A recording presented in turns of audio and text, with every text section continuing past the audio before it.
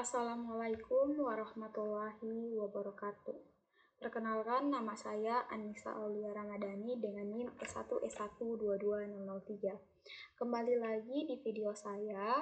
Hari ini saya akan membuat video mengenai tugas pengenalan pola pada chapter 3 materi classification.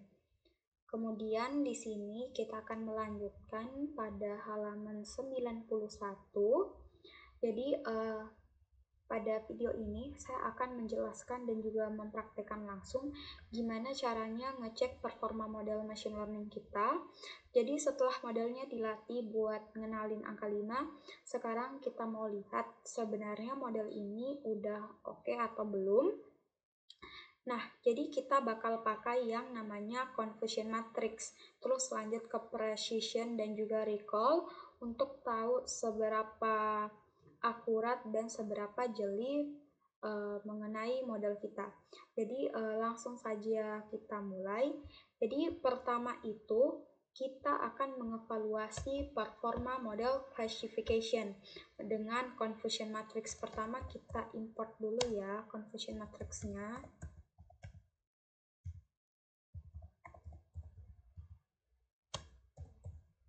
Import confusion matrix,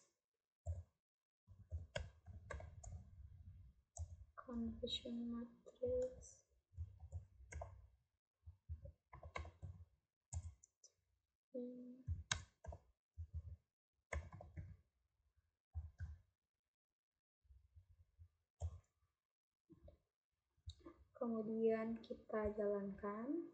Nah, di sini sudah tampil hasilnya.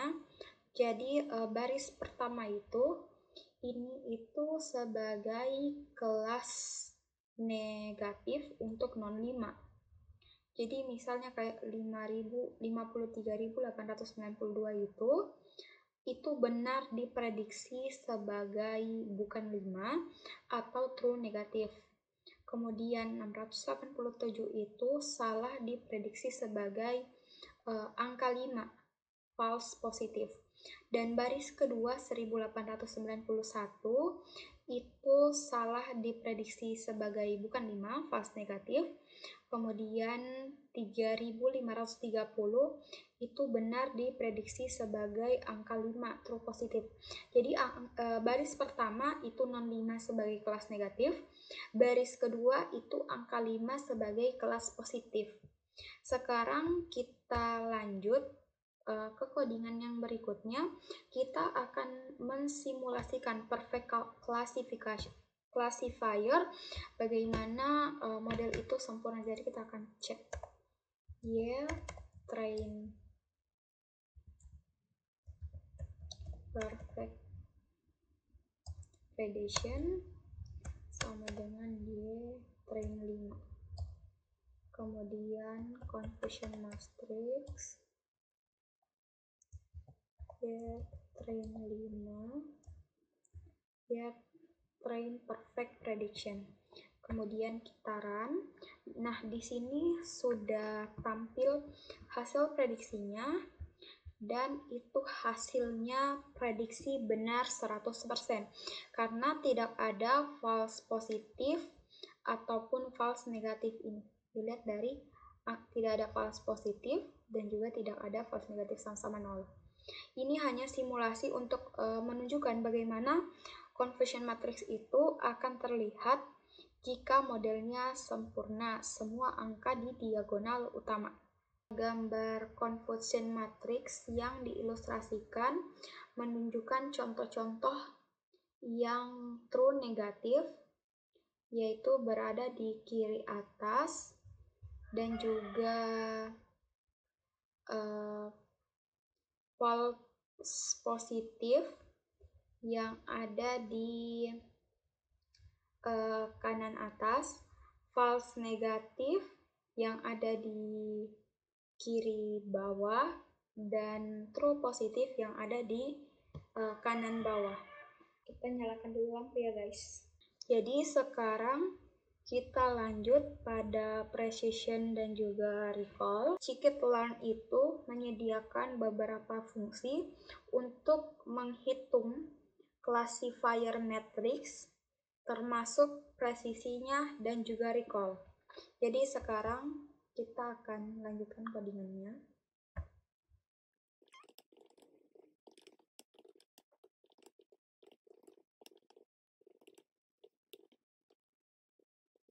Ini source-nya tanpa titik. Precision-nya itu 0,83 atau sekitar 83%. Selanjutnya untuk recall, kita copy saja yang ini dan kita ganti menjadi recall.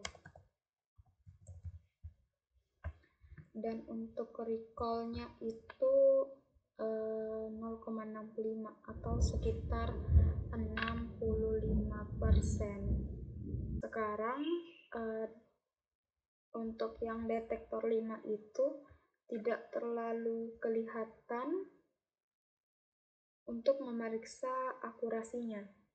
Jadi, ketika gambar itu direpresentasikan sebagai angka 5, itu akan benar, itu hanya akan benar sekitar 0,83 atau 83,7% saat itu. Kemudian selain itu akan terdeteksi 65,1% dari angka 5. Jadi seringkali lebih mudah untuk menggabungkan precision dan juga recall dalam menjadi satu matriks yang disebut F1 score, khususnya jika memerlukan cara sederhana untuk membandingkan two classifier. Sekarang kita lanjut untuk menghitung F1 score. Jadi cukup dengan memanggil fungsi F1 score. Jadi from, kita panggil dulu from sk1 dot, ya ini tadi salah, import F1 score, kemudian F1 score.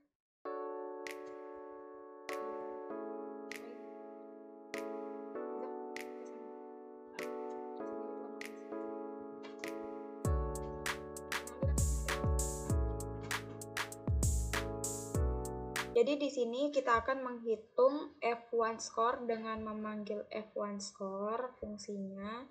Kemudian kita jalankan. Selanjutnya untuk precision or recall trade-off. Jadi di sini untuk memahami trade-off kita akan melihat bagaimana klasifikasi SGD classifier itu akan membuat decision klasifikasi. Jadi di sini pada gambar itu dalam trade-off untuk precision dan juga recall trade-off, gambar itu diberi peringkat berdasarkan skor pengklasifikasinya.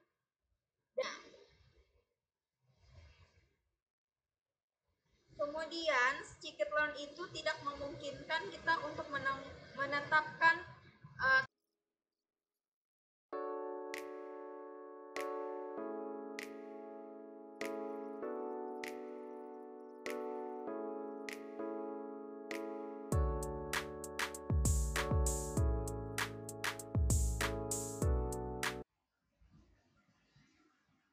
ini untuk hasilnya itu arahnya false.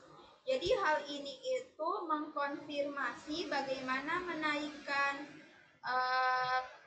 threshold untuk menurunkan recall. Jadi gambar tersebut sebenarnya mewakili angka 5 dan classifier itu mendeteksi saat thresholdnya itu 0, dia tidak akan mendeteksi thresholdnya saat dinaikkan jadi 8.000. Jadi selanjutnya bagaimana kita memutuskan bahwa threshold mana yang akan digunakan. Jadi pertama kita akan menggunakan cross-val predict. Fungsi ini cross-val predict untuk mendapatkan skor dari semua training set. Tapi untuk sekarang kita akan tentukan untuk mengembalikan decision score dari prediksi. Jadi kita akan gunakan namanya precision recall score.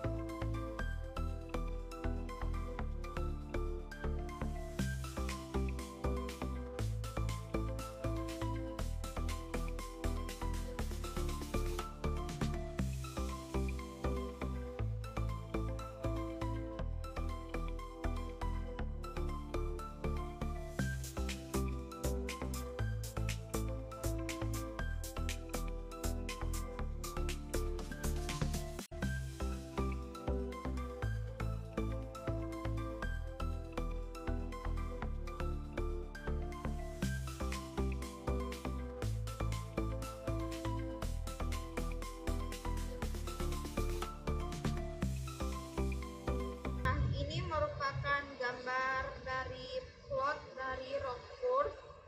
Jadi kurva ROC ini yaitu memetakan rasio yang false positif terhadap rasio true positif untuk semua threshold yang mungkin. Kemudian lingkaran merah di sini tidak terlihat. Lingkaran merah itu menyorot rasio yang dipilih pada tingkat rasionya itu berapa tadi ya? 47%. Selanjutnya kita akan menghitung outroach-nya menggunakan fungsi dari scikit-learn.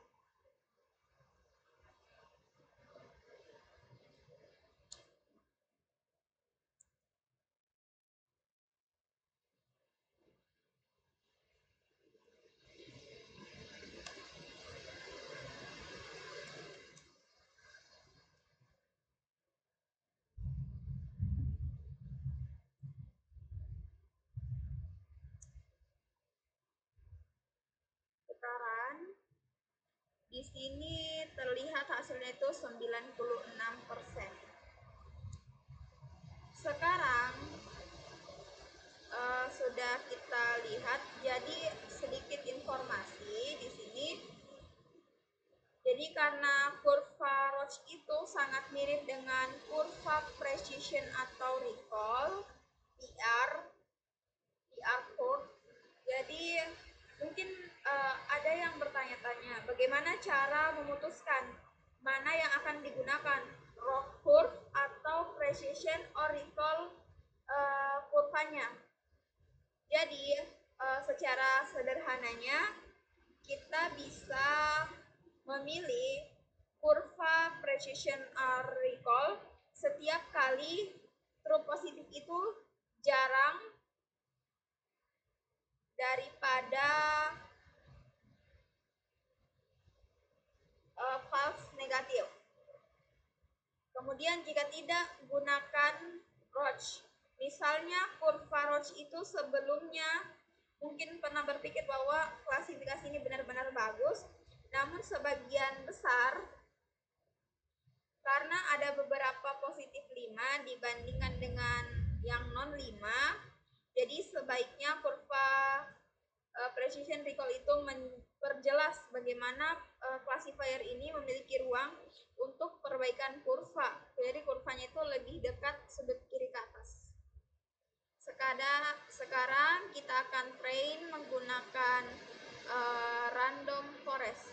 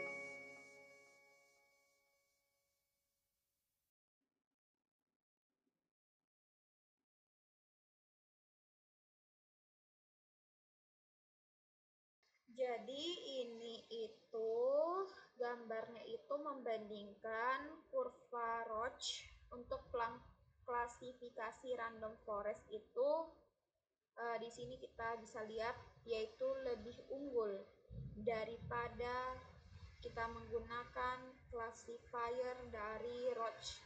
Karena kurva Roach-nya itu lebih dekat ke ini, kurva sudut kiri atas dan memiliki ouch yang lebih besar. Next, kita akan, jadi seperti tadi yang kita lihat pada gambar ini, kurvanya. Jadi menggunakan klasifikasi random forest itu, kurvanya terlihat jauh lebih baik dibandingkan kita pakai kurvanya SGD, lebih mendekati sudut kiri atas hasilnya. Jadi skor ouch-nya juga itu nanti akan lebih baik. Coba kita cek skornya.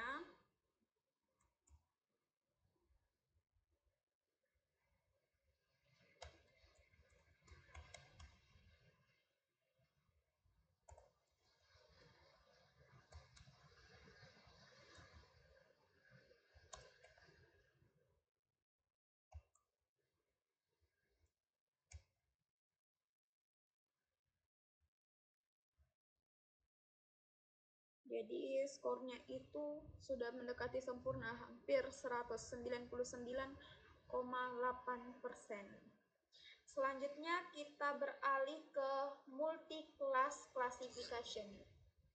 Jadi dibandingkan dengan binary classifier yang membedakan antara dua kelas, multi-class classifier atau juga biasa dibilang multinomial classifier itu dapat membedakan lebih dari dua kelas. Jadi multi-class classification itu intinya dapat membedakan, dia tuh bisa membedakan lebih dari dua kelas. Jadi beberapa algoritma seperti SGD classifier, random forest classifier, dan juga naive bayes classifier itu bisa digunakan untuk beberapa kelas natif dan lainnya seperti logistic regression atau SVM classifier juga itu dia binary classifier. Akan tetapi ada juga beberapa strategi lainnya yang bisa digunakan untuk melakukan multi-class classification dengan beberapa form classification binary atau multiply binary classifier. Kemudian kalau misalnya kayak strategi lain untuk melatih binary classifier itu untuk setiap pasangan digit, satu untuk misalnya membedakan antara 1 dan juga 0, dan juga membedakan 0 dan 2, membedakan 1 dan 2, dan seterusnya. Ini disebut dengan one versus one strategi. Kemudian untuk sebagian besar algoritma klasifikasi itu biasanya menggunakan OR. Jadi scikit-learn itu bisa mendeteksi saat misalnya mencoba menggunakan algoritma multi-class classification. Kemudian juga secara otomatis menjalankan OVR. OVR itu one versus the rest atau one versus one, tergantung pada algoritmanya. Sekarang mari kita coba kita gunakan SVM.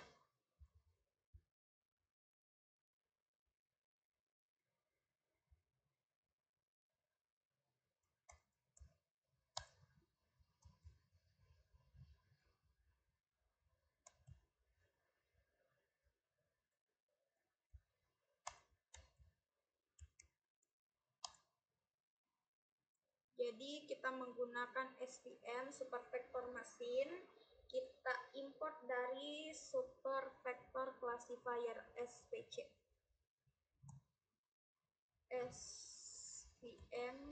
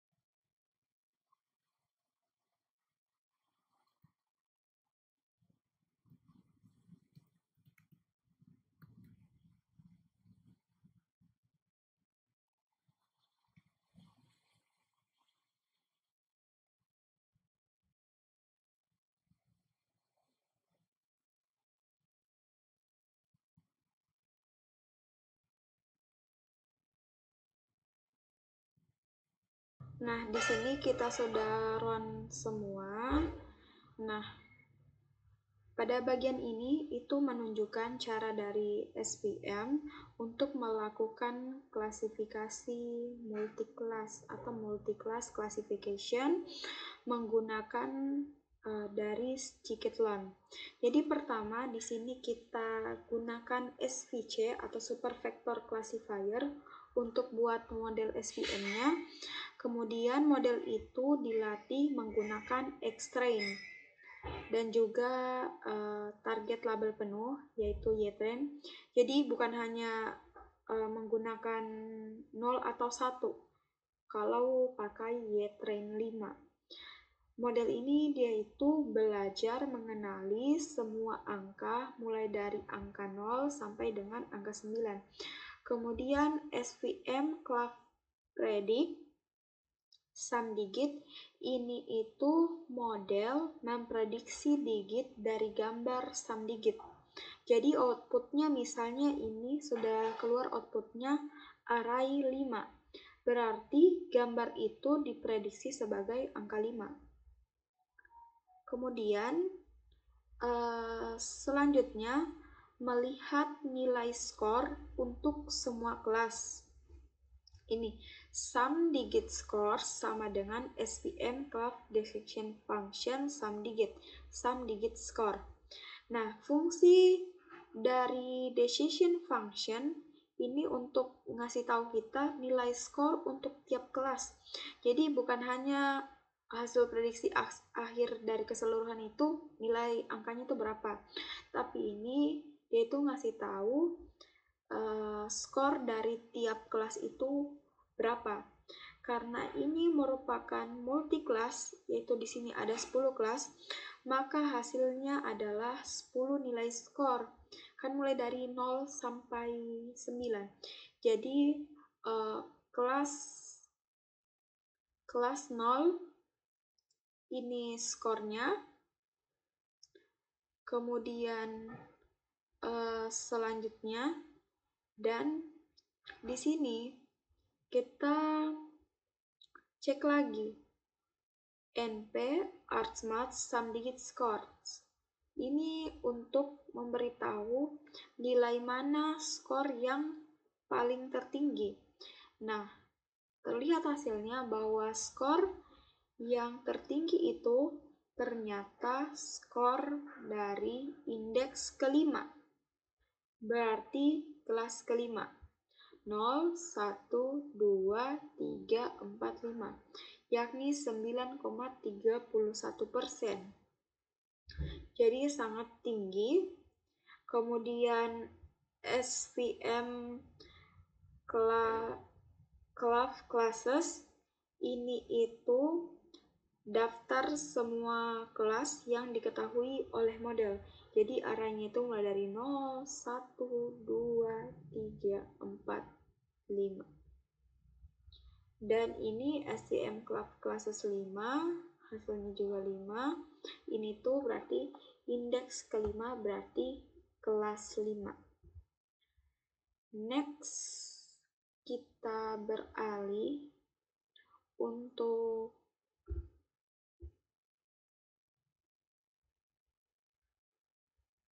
yang ini.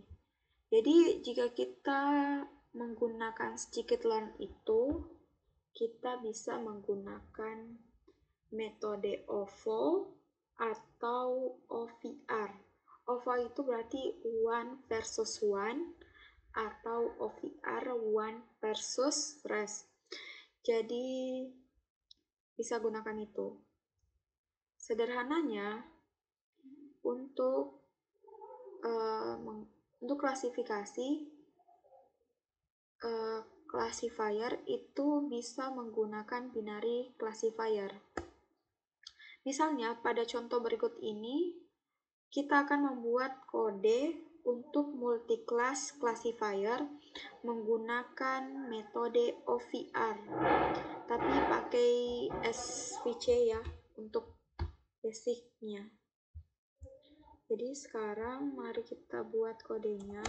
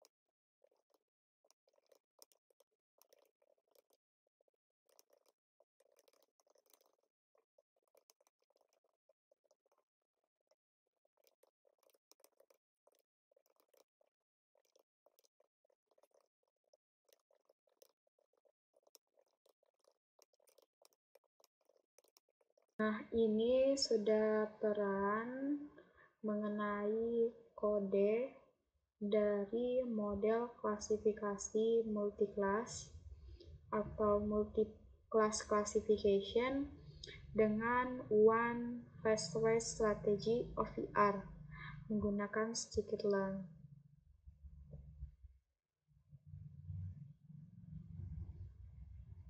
Selain menggunakan OVR, kita juga itu bisa melatih modelnya menggunakan SGD classifier atau menggunakan random forest classifier. Jadi, scikit-learn itu tidak perlu menjalankan misalnya seperti metode OVR atau OVO, karena SGD classifier itu bisa langsung klasifikasi inisiasinya ke dalam multiple classes.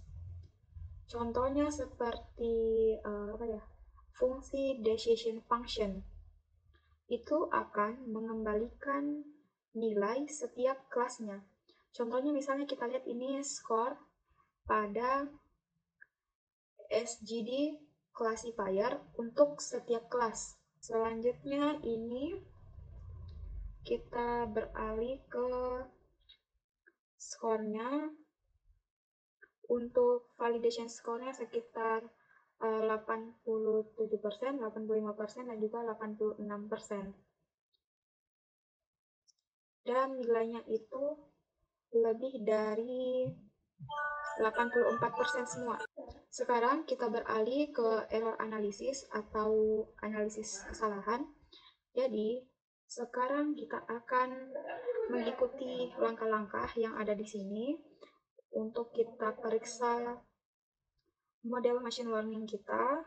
Kita akan mencoba beberapa model dengan menyempurnakan hyperparameternya menggunakan grid search CV.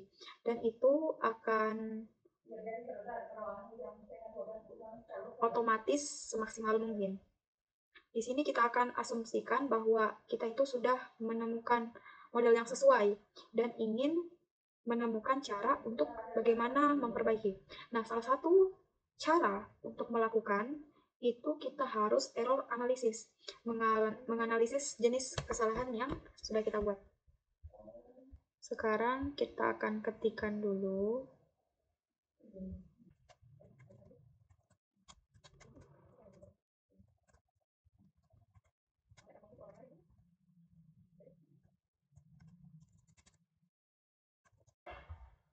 Oke, karena ini proses run-nya itu sangat lama ya, jadi kita lanjutkan dulu ke codingan berikutnya, nanti terakhir saya jelaskan secara singkat.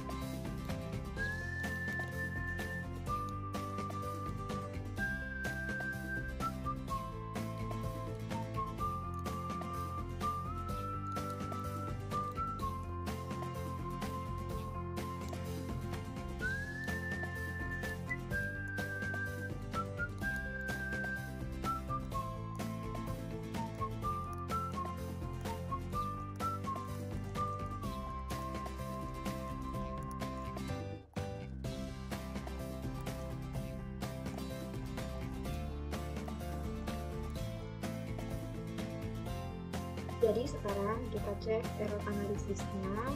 Pertama di sini kita panggil fungsi dari confusion matrix. Kemudian kita ini bisa lihat hasil dari confusion matrixnya. Di sini sangat banyak sekali angka dan representasi dari gambarnya itu confusion matrix kita gunakan Matplotlib's Matshow. Nah, jadi ini sudah nampak. Jadi untuk confusion matrixnya itu terlihat sangat bagus karena sebagian gambar itu berada pada diagonal utama, yang berarti gambar tersebut diklasifikasikan dengan benar.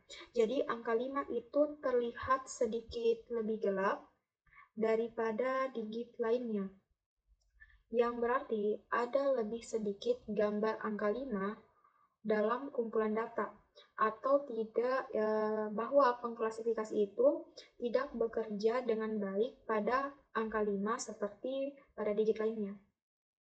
Sekarang kita fokuskan plot errornya. Pertama, kita perlu bagi setiap nilai dalam matriks dalam confusion matrix itu dengan jumlah gambar dalam kelas yang sesuai, sehingga nanti kita bisa bandingkan tingkat errornya, bukan jumlah tingkat absolutnya, yang akan membuat kelasnya itu menjadi nanti terlihat sangat buruk. Nah, di sini sudah. Jadi pertama ini kita isi diagonal dengan angka 0 untuk menyimpan hanya errornya saja dan plot hasilnya. Ini sudah nampak plot hasilnya. Lanjut, di sini kita bisa lihat dengan jelas bahwa jenis kesalahan yang dibuat oleh pengklasifikasi bahwa baris itu memiliki kelas aktual, sedangkan kolom mewakili kelas yang diprediksi. Kolom untuk kelas yang 8 ini cukup terang, yang memberitahu bahwa banyak gambar yang salah diklasifikasi sebagai angka 8. Namun baris untuk kelas 8 dia tidak buruk. Ini berarti bahwa angka 8 aktual secara umum diklasifikasi dengan benar, tapi matriks confusion matriksnya itu tidak selalu simetris. Di sini juga kita bisa lihat bahwa angka 3 dan juga 5 itu seringkali membingungkan. Sekarang kita mau analisis confusion matrixnya itu. Ini kita tampaknya bahwa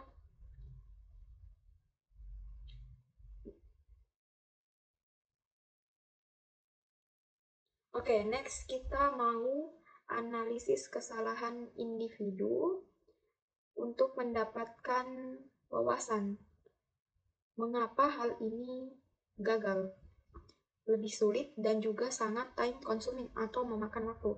Misalnya mari kita plot contoh 3 dan 5 pada fungsi the plot digits hanya menggunakan matplotlib solve. Sekarang kita lihat. Nah, ini sudah tampil hasilnya.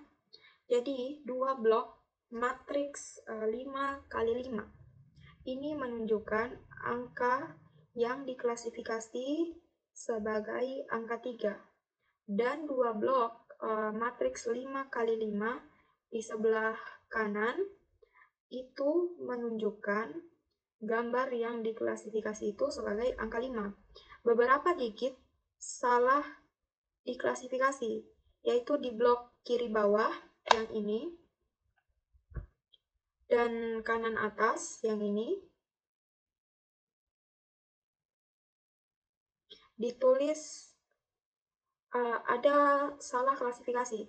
Misalnya angka 5 di baris pertama dan di kolom kedua benar-benar seperti angka 3. Namun sebagian besar yang diklasifikasi tampak seperti error menurutnya kita. ini pada baris pertama kolom kedua. Ini kan tampak seperti angka 3, tapi angka 3-nya seperti tidak jelas seperti itu. Jadi, karena angka 3 dan 5 hanya berbeda dari beberapa piksel saja, model ini jadi akan sangat membingungkan. Perbedaan utama antara angka 3 dan 5 untuk itu adalah posisi garis kecil yang menghubungkan garis atas dengan lengkung bawah. Jadi misalnya jika kita gambar angka 3 dengan sambungan yang sedikit, misalnya kita buat angka 3 sedikit bergeser ke kiri, jadi mungkin hasil klasifikasi akan mengklasifikasikan sebagai angka 5. Dan sebaliknya, ya ini sangat sensitif terhadap pergeseran dan juga rotasi gambar untuk membedakan angka 3 dan 5. Jadi salah satu cara mengurangi matriks kebingungan 3 atau 5 adalah dengan melakukan proses pada gambar untuk memastikan bahwa gambar ini terpusat dengan baik dan tidak terlalu terputar. Selanjutnya ada klasifikasi multilabel atau multilabel klasifikasi. Ini itu dalam beberapa kasus kita akan mengeluarkan beberapa kelas untuk setiap contoh, mempertimbangkan pengenalan wajah, apa yang harus dilakukan jika mengenali beberapa orang dalam gambar yang sama. Berarti, klasifikasi itu harus melampirkan satu tag per orang dikenali. Misalnya, klasifikasi telah dilatih untuk mengenali 3 wajah, Alice, Bob, dan juga Charlie. Kemudian, ketika klasifikasi diperlihatkan hanya gambar Alice dan juga Charlie, mengeluarkan 1,0,1 yang berarti Alice yes, Bob no, Charlie yes. Ini merupakan sistem klasifikasi yang mengeluarkan beberapa tag biner. Inilah yang disebut dengan multi-label classification system. Kita tidak akan membahas pengenalan wajah pada video ini, tetapi mari kita lihat pada contoh yang lebih sederhana untuk ilustrasi berikut. Jadi, di sini kode ini membuat variabel yang bernama y multilabel. Jadi, arraynya itu berisi 2 label target untuk setiap gambar digit. Yang pertama menunjukkan apakah digit tersebut besar, lebih besar dari 7. Yang kedua menunjukkan apakah nilai itu ganjil atau tidak. Dan baris berikutnya membuat klasifikasi dengan model KNN yang mendukung multilabel classification. Dan di sini kita lihat bahwa angka 5 itu yaitu salah pada yang pertama. Di sini kan indikasinya yang pertama apakah dia lebih besar dari 5 itu lebih besar atau sama dengan 7 salah. Kemudian apakah 5 itu bilangan ganjil itu benar. Kemudian di sini kita cek F1 skornya menghasilkan itu sekitar 97%. Hal ini mengasumsikan bahwa ini sudah termasuk bagus untuk hasilnya. Selanjutnya kita lanjut pada multi-output classification. Jadi jenis tugas dari klasifikasi multi-output classification itu sederhananya ia hanyalah generalisasi dari multi-label classification, di mana setiap label itu bersifat multi-class. Yang berarti apa? Memiliki lebih dari 2 kemungkinan atau nilai. Untuk mengilustrasikan hal ini, mari kita buat sistem yang menghilangkan noise dari gambar. Jadi sistem itu akan mengambil gambar digit yang berisi sebagai inputan dan akan mengeluarkan gambar digit yang bersih. Contohnya seperti gambar NIS, kita perhatikan bahwa output pengklasifikasi adalah multi-label, 1 label per pixel, dan setiap label itu memiliki beberapa nilai. Jadi rentang intensitas piksel dari 0 hingga 255 itu, dengan demikian ini adalah contoh klasifikasi multi-output.